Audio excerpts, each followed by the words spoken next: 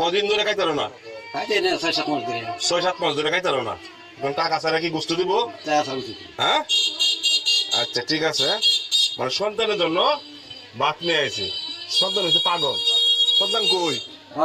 বাজারে তো। হ্যাঁ হ্যাঁ, পাগল। ওনার সন্তান পাগল। ভাত নিয়ে আইছি, দেখছেন?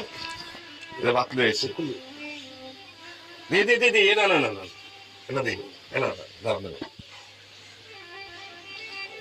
গোস্তের দোকানে টাকায় রয়েছে, আর পাগল সন্তানের জন্য বাবা ভাত নিয়ে আইছে। মনে চাইছিল গোস্ত খাইবার লাগিয়া। হ্যাঁ, এই দেখেন,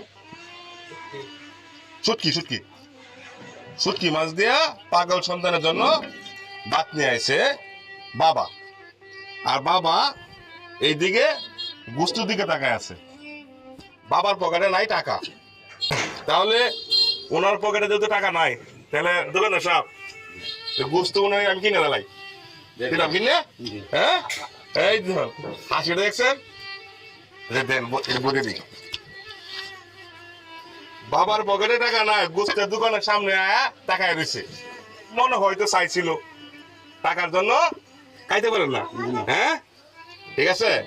সে গোস্ত দেন, 1 কেজি দেন, 1 কেজি দেন। আপনি কি কোন তেলে দিব কেজি? হ্যাঁ, আজকে আশাটা করে নেব। হ্যাঁ, কি বল ভাইরা? হ্যাঁ, দেন 1 কেজি। আচ্ছা, খুশি না? আজকে গোস্তুতে ভাত খাওয়া হবে। হ্যাঁ, যাই হোক, রিজিকের মালিক কে? আল্লাহ।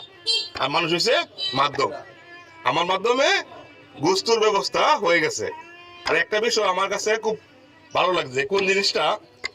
সন্তান পাগল, বাবা ভাত নিয়ে আইছে বাজারে, আর বাবা তাকায় আছে গোস্তুর। হ্যাঁ, গোস্তুর দিকে তাকায় আছে। আজকে